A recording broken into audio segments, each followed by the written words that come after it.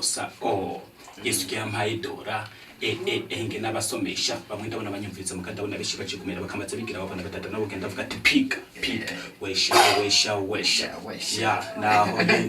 okay peti yangu nabiga kusana ngomba kuraza nese musanzwe muzi imbuga nkoranyambaga za Facebook, YouTube, za Twitter hose banyitwa UGWEGO Diocese. Ariko izina ryanje ni Manira ya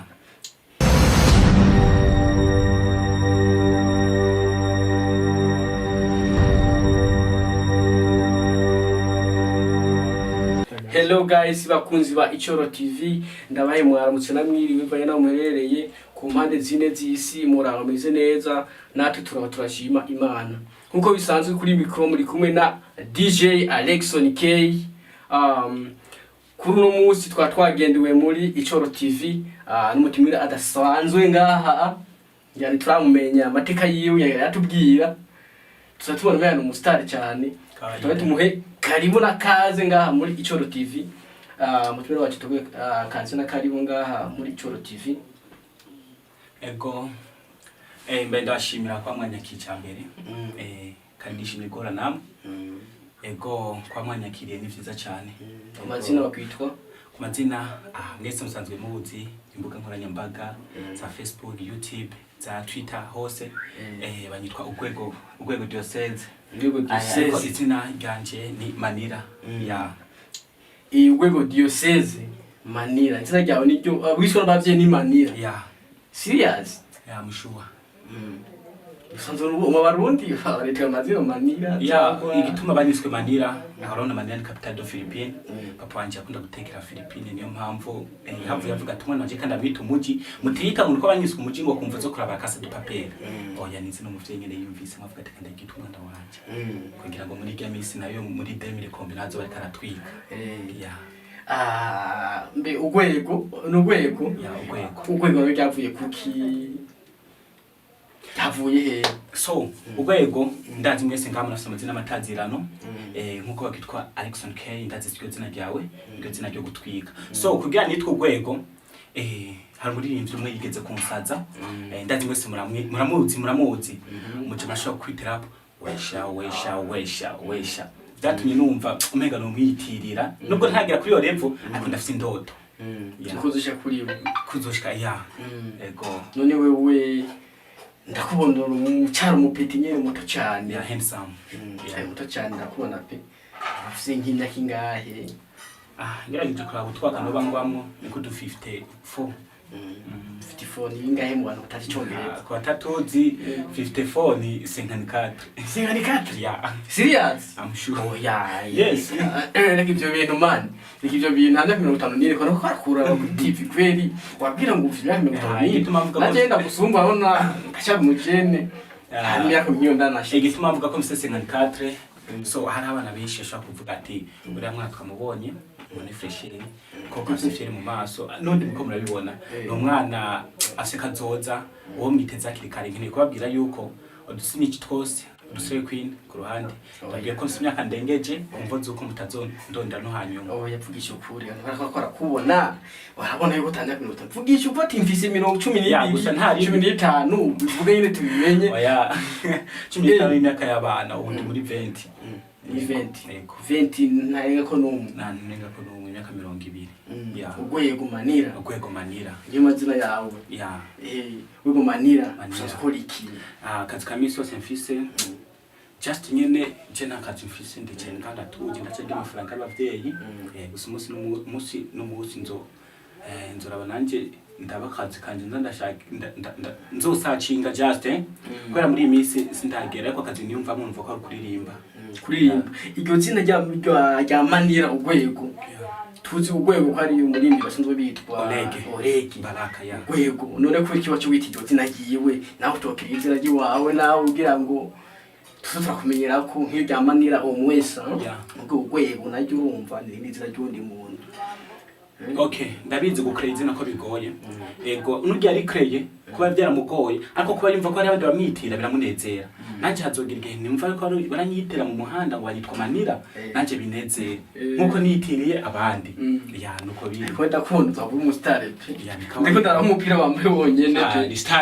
This is style from style ya mbere bazo kubona. Okay. Mwese ngiye mukora yubona kwe. Umwana nyango ni mu misazo barenzo wari ugwego nyene koko nico ndakubwira ati kwita amazina y'abandi hazogira tuja kuri gwacu nitwoguma ku vy'abandi reka natwe twisore ivyacu nakujya papa cyangwa yakuzaniye style yo kwambara pasura yigerera ngaha abana ibintu vy'ubwenge gusa ya ufite indoto nyabaki ubuzima bwawe indoto ufise izo z'umuhanzi wa mbere wo mu Burundi yavuga ati arenze ba Big Fizzo ba Safi ya none nka wewe ntakantu uriyumvira kugira ngo nawe ubu keshi na keshi ukuri takuririmba indirimbo ntangora kuba urasomeza indirimbo z'abandi bantu none wewe nta ndirimbo nimwe y'umuntu urigana kugira nawe uzogira nti navuga ati kandirimbe bigenze ukuntu ndiko ndigana nk'abandi abantu benshi ko bariga kuririmba barabira ku bandi ukigana nk'umuntu kanaka indirimbo kuzigana ndazigana ariko sirazuma ko cinja muri studio ngo ndazisohora nubwo ushobora kubwira ati umuririmbyi n'uyu ndamwemera ngo maze ndazikurikirana kandi nimba nkunda orege sikuvuga ngo niwe nkurikirana cyane yaba Harmonize ndamukurikirana haba Otile Brown from Kenya ndamukurikirana urumva ngo mansacinga hose papa cyangwe ibindi bintu okay ko barindi basa umuntu wa mbere nkuwe umuririmbyi wabukunda cyane n'uyu we kuko urumva teze ko ufite umuririmbyi mukunda nkuwo wishyize ko ngugwego ça dépend ko mukunda sindabizi sha ngirageje kumuraho usanga ari 80% none mukunda ya 80% wo barizi cyonga cyane just nyine gucirika nyine ibintu bisanzwe njyame ya utuvukira turabarundi nk'eposo zingahe na plus 80 ubu mwemera ya c'est-à-dire yuko mwemera sana ndakirefe plus urumva uri umuntu wize ukakora nk'icyo cya leta bose nka buruse kameme ndakirefe plus mutamesi cyane gukora cyane gose nk'indirindimo ya y'uwo muririmbyi orege ukunda ushaka kudushaka n'akantu gatoyi gusa umunota umwe kugira ngo batwumvirize twumve yuko mukurikirana cyane okay orege yakoze koraba korana ingoma na papa cyangwe orege akora ingoma ziwe zishika muri zingahe ariko kandi abacishize mu imwe sinzi ko no kubita pasta sawa okay kamute indirimbo ukunda muza orege just okay oh no nje nka doctor nararosidira impejeje kubosa Yesu yampaye dora enge nabasomesha bamwe ndabona banyumviriza mu ndabona beshi bacikumira bakamaza bigira babona batata nabo genda avuga ati pika wesha ya naho okay peti yawe nabiga busana ngamba kuraza hari mgaje nkeneye yuko umisi nawe ukrevye wawe ego ndafise imistari myinshi naranditse ndafise ngoma nyinshi naranditse ariko kubera uburyo utako buragenda neza ndumva meze nk'uzama gatoya imana n'uvura bifise pe imana ndi nayo njya wiwanyu nta muntu yobasa ngo ndirimba ndimo iz'imiziki cyangwa ubaye umwe umuryango mu muryango wacu twasanga haririmba ibintu vy'Imana nka reve afyeze nugiye kumuraba nawe nyendazi mubona indirimbo z'Imana na YouTube bwe ukamusacinga umubona ya none orege ni orege ugwego manira urakaze jewe ndakaze no masana nakubona kabisa nakubona kwintu ari amavuta none orege mwewe kutuza abantu kubarinjira mu by'ubustare usanga afise ubudemu nyene bavugisha we nta kademu ufise kumwe gufise imyaka yo gukunda amani kunda bumwe mura nashushe bwana nabafise ariko ako nari mperuka karanyanze kumva nyene zogaca inyuma nabo bize umuntu umusitani nategeze kugira kana kamwe usanga mutwana nka 20 ku ruhande uri hamwe ufise nta mwana afise nyene ndakubona ko turaba kuri TV mani nava biyumvira tuje mu peti abademu beshi bagubana ku ma TV tuje mu peti ndabumenga meze neza kuko kuntu turabademu n'abademu baratura tukabahungu tijya niga ati ndayibona ati ni bogare ibintu y'ibyo abyiza ukuri nimba hari ugatara hari ati nako kumbe barega nawo hari nabo cyo kwiyumvira ko ma gusa bashobora kwibaza umuhungu nkuri yahinsamu gute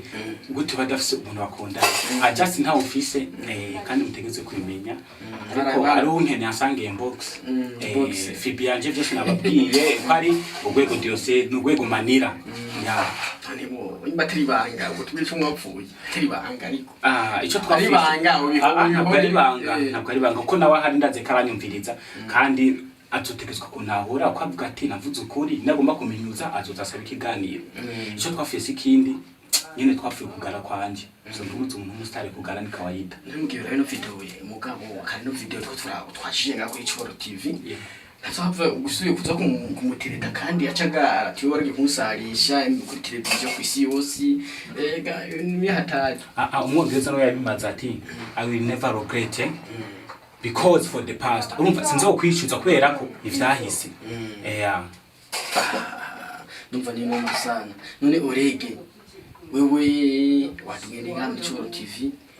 akajambo kigira abanonye ko ratwumviriza ngaha turakenda akajambo bashikiriza kugira ngo basezere bonge gushimira canke ushimira bakunze gukora tugukurikira ngaha kuri Coro TV. Okay, abafanzi ba Coro TV cyo nababwira nuko ishimiye kwanza abanyakiriye namwe ndabahaye big up mukomeze kugira subscribe share byose na like byose ntimuvyibagire kandi murakoze cyane turabashimira namwe. Okay, hama turabakeneye cyane ngaha muri Coro TV kugira ngo